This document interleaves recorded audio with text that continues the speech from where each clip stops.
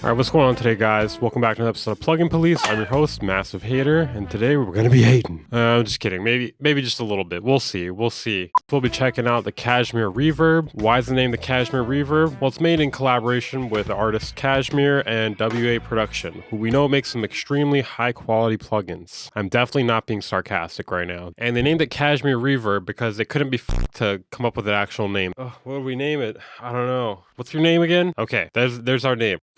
Perfect reverb, tailored specifically to help you get that Kashmir sound. I'm calling bullshit. It's not going to give you that Kashmir sound. There's no reverb that can give you anyone's sound. Body us, you and me.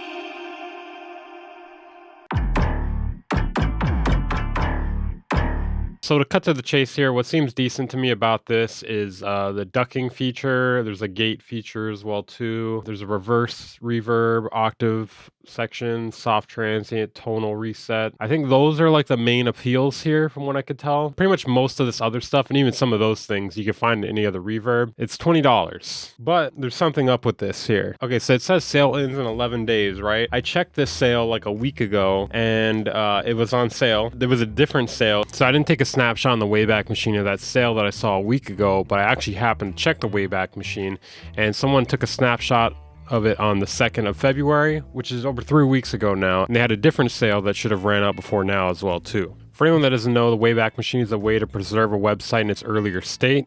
In this case, I went back to February 2nd to see if there was still a sale back then. And like I said, there was. It looks like as soon as they stopped the last sale, they started another sale. It's giving me it's giving Waves vibes, you know? It's really giving Waves vibes. Thankfully, there is a free demo. Now, some of you guys may be like, what's wrong with that? According to commission guidelines, perpetually advertising something as a sale item qualifies as fraudulent marketing. So we'll have to see in the future if this is, perpetually on sale, but so far it seems to be. But people are really not likely to get busted for this. I just think it's worth telling people this was on sale and they started another sale and there will probably be another sale of it afterwards. According to this article on a law website, there is no clear answer to how long you can keep something on sale, but an FTC memo states that items must be offered in the regular course of business honestly and in good faith at the non-sale price before they can be sold to the public on a regular basis for a reasonably substantial period of time. Now you may ask, what is the problem with this? Well, it's tricking people into buying something that they may have not bought otherwise. If they didn't think they were getting such a good deal, they probably wouldn't buy it. If they just saw the $20 cost and they didn't see that it's normally $50 and that the sale's running out soon,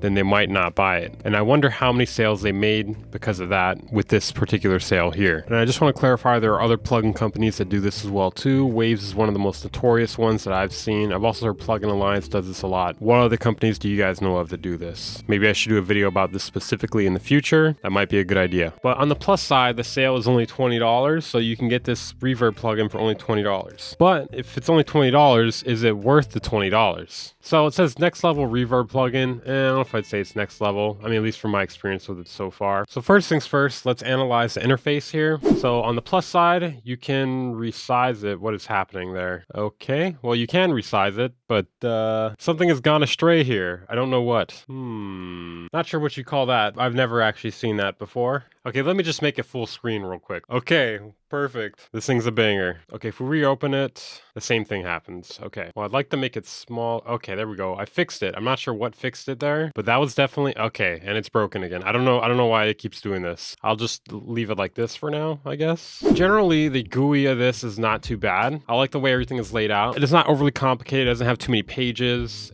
Everything is like pretty functional the way you think it would be. Not really sure why they decided to hide this knob here like that, but it's not a big deal. So generally, for the most part, not too bad. It's laid out pretty well. It looks pretty decent. Thankfully, there is an undo. There is no undo button, but Control Z works. So that's a plus. Now, next thing we're going to look at here is the sound of it. Because never mind all the features. If it doesn't sound good, then why would you want to use any of these features, right? So I have the snare here. Here's the dry. Young chop snare, right? So I'm going to turn up the mix knob. I have the duck on. I'm going to turn it off. Turn it up a bit. And you have different algorithms here. Plate, spring. Then we got the gate here. Soft transient. It's like a softer reverb. And then we got the octave here. I kind of think the octave sounds like but I think that always sounds like I actually found some pretty interesting information due to Echo Soundworks. Listen to this. You'll hear this wavering at the end of the voice. That wavering, usually that happens with like a mod turned up. That shouldn't really be happening. Let's compare this to another reverb real quick. We'll turn on FabFilter Pro R. So similar settings, right? Check us out.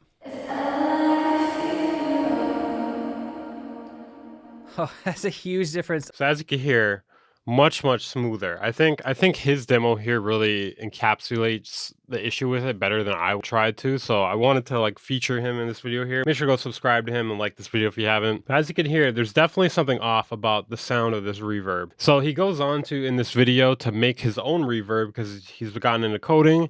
And one thing he's speculated about this plugin, that sound, that wavering sound that you get in the reverb, that's usually more typical with cheap reverbs that are not very well coded, essentially. I'm going to pause the video. I'm going to go make a reverb plugin real quick.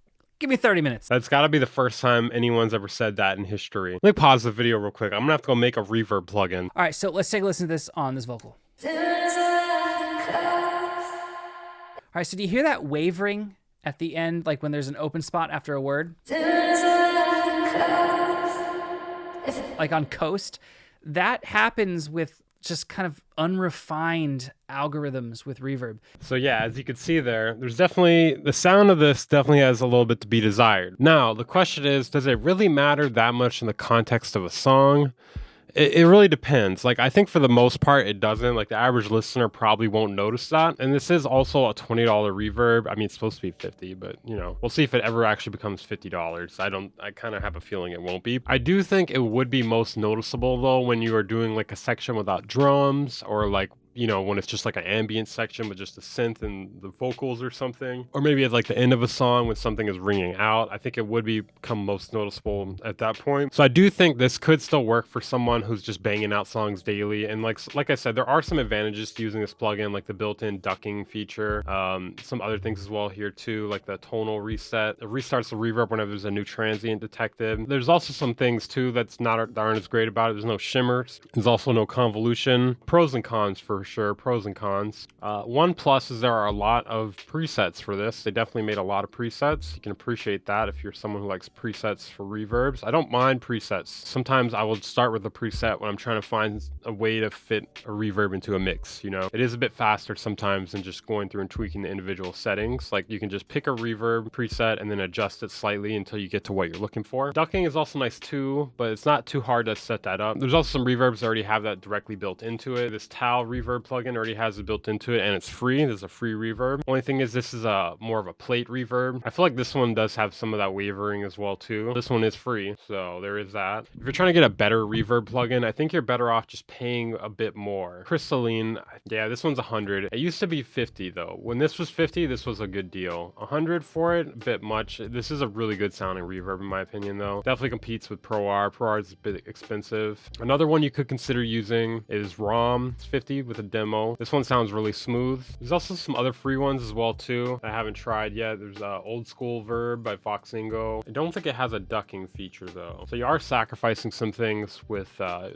free versions. Then there's also a Waves plugin that competes with this. Only problem is it's a Waves plugin. This one is only $29. It's on sale. You know, they have the same thing perpetually on sale. This one does have ducking though. You are getting a lot of the same features here and it's only $10 more and I believe it does have a better sound to it. The one thing you're trading off with this one is I feel like the GUI is not as friendly. It does have a lot of features though. I would say this one actually has even more features. I actually don't think I would use this reverb when there's so many other good reverbs available. And the main reason is just because of the sound, not the GUI. I mean, I can live with this fucked up GUI that's for some reason doing this. But like, why would you sacrifice the quality on anything in your music if you didn't have to? So I guess that's where I'm at with this one. You know, overall, it's a decent plugin. It's decent for $20.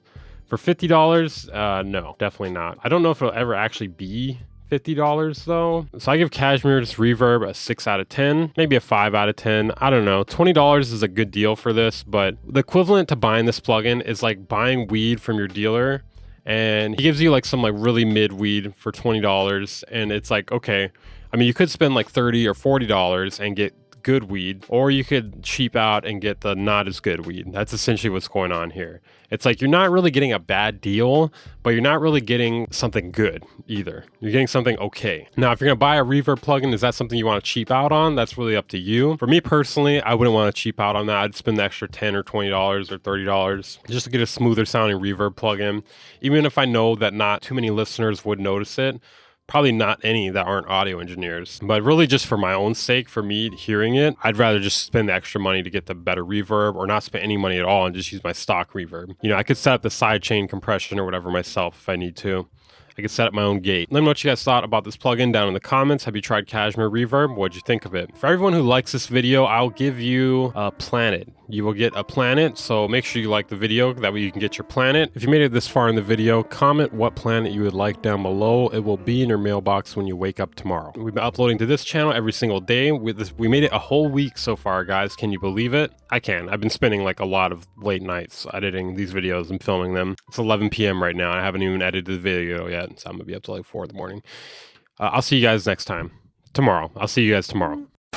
Breaking news, guys. We got a business opportunity here. Dame Taylor is paying $100 each for 2 to 3 YouTube moderators to monitor Busywork Beats content and clip any content he steals from lurking in his live streams. All right, well, Dame's on to you, Busywork Beats.